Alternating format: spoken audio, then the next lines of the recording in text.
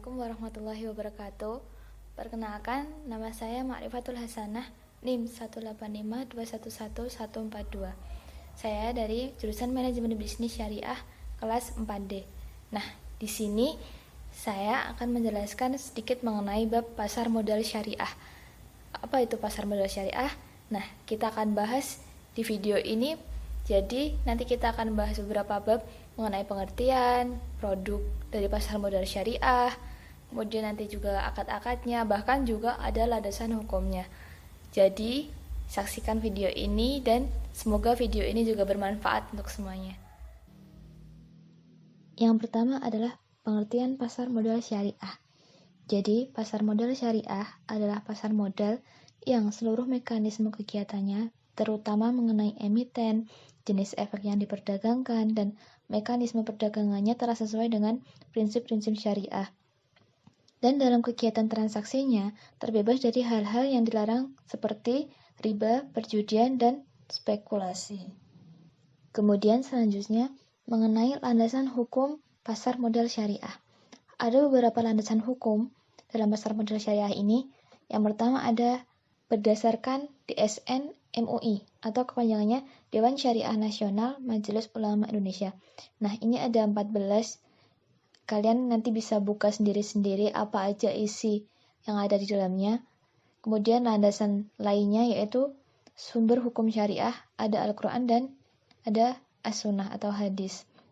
Yang Al-Quran ada di Al-Baqarah ayat 275, kemudian Al-Baqarah 278 sampai 279, kemudian An-Nisa ayat 29, Al-Maidah ayat 1, Al-Isra ayat 34. Nah, kalian nanti bisa buka sendiri tuh apa aja isi-isi dari ayat-ayat yang menjadi landasan hukum dalam pasar modal syariah.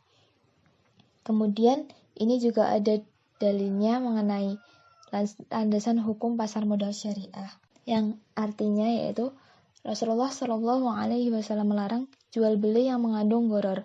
Hadis riwayat Muslim dan Abu Hurairah.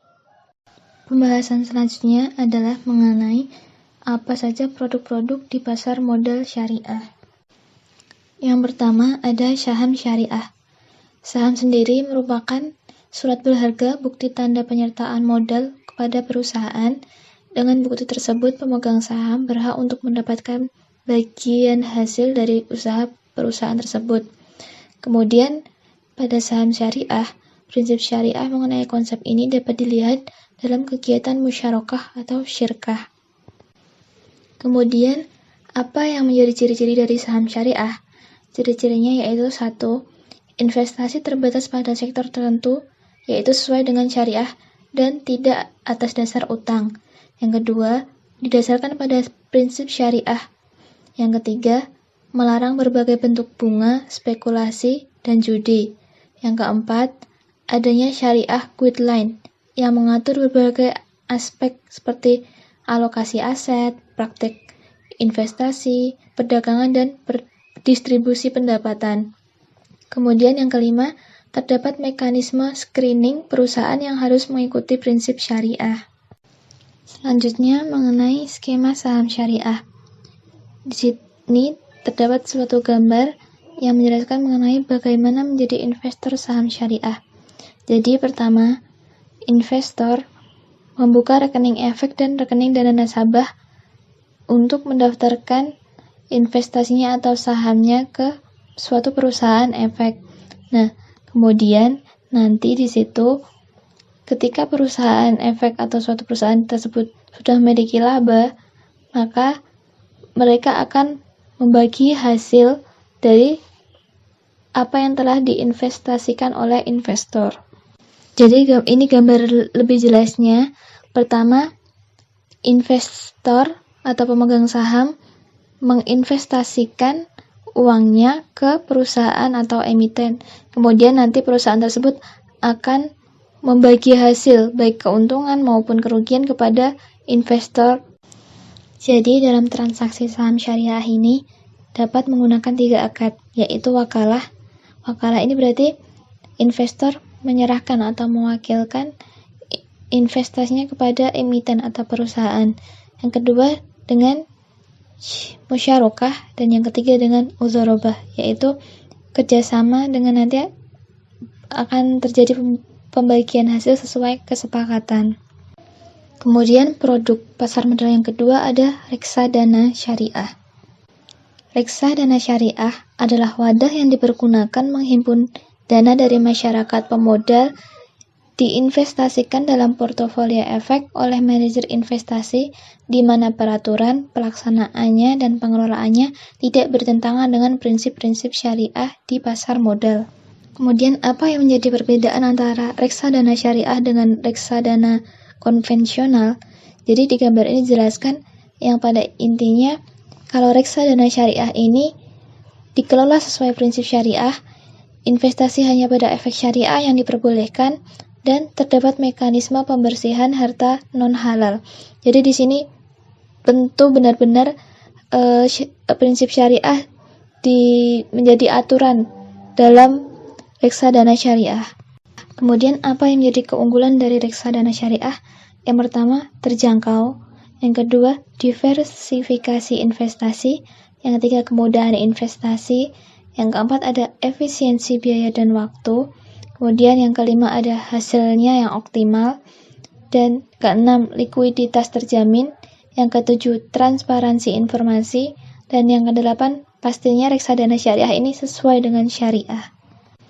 Kemudian jenis-jenis reksadana syariah ini ada banyak macam, seperti reksadana syariah pasar uang, pendapatan tetap, saham, campuran, dan masih banyak lagi. Nanti kalian bisa baca sendiri-sendiri apa aja jenis dari reksadana syariah.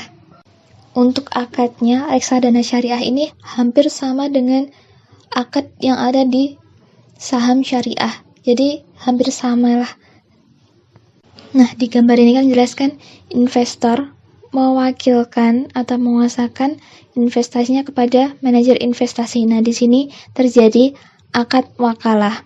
Kemudian manajer investasi menginvestasikan uang investor menjadi saham syariah, sukuk syariah, atau produk lainnya. Kemudian nanti emiten akan membagi keuntungan kepada investor, dan nanti investor ini juga akan memberikan fee atau pembayaran jasa kepada manajer investasi. Kemudian produk syariah selanjutnya adalah sukuk atau obligasi syariah. Sukuk adalah efek syariah berupa sertifikat atau bukti kepemilikan yang bernilai sama dan mewakili bagian yang tidak terpisahkan atau tidak terbagi atas aset yang mendasarnya. Jadi disebut dengan surat utang jangka panjang yang diterbitkan oleh suatu lembaga, baik perusahaan maupun pemerintah, dengan nilai nominal dan waktu jatuh tempo. Untuk pengertian lebih jelasnya, kalian bisa buka sendiri pengertian mengenai sukuk merujuk pada Fatwa Dewan Syariah Nasional nomor 32 /DSN MUI nomor 9 tahun 2002. Kemudian selanjutnya pembagian sukuk berdasarkan akad. Sukuk ini dibagi jadi 3, yaitu ada ijarah, kemudian ada jual beli, dan ada kerjasama. Kemudian dalam sukuk apa aja jenis akad yang digunakan? Yang pertama ada ijarah, yang kedua ada kafalah, ketiga ada mudharabah, yang keempat ada musyarakah, yang kelima ada wakalah, dan yang keenam ada istisna. Nah, ini ada gambar skema struktur sukuk. Jadi di sini pertama investor menyerahkan dana kepada perusahaan, kemudian yang kedua sukuk sebagai sertifikat kepemilikan atas underlying aset. Kemudian yang ketiga secara periodik emiten memberikan imbal hasil dari underlying aset tersebut, dan yang keempat saat jatuh tempo emiten akan membayarkan dana. Untuk setiap akad dalam sukuk ini ada contoh sukuk ijarah dan sukuk mudharabah, bisa kalian bandingkan sendiri apa bedanya, dan untuk penjelasan lebih lanjut mungkin kalian bisa cari-cari informasi tentang apa itu sukuk dan gimana cara pengelolaannya atau hal lainnya. Sekian sedikit penjelasan tentang pasar modal dari saya. Kurang dan lebihnya mohon maaf. Semoga video ini dapat bermanfaat. Jangan lupa like dan subscribe video ini. Terima kasih.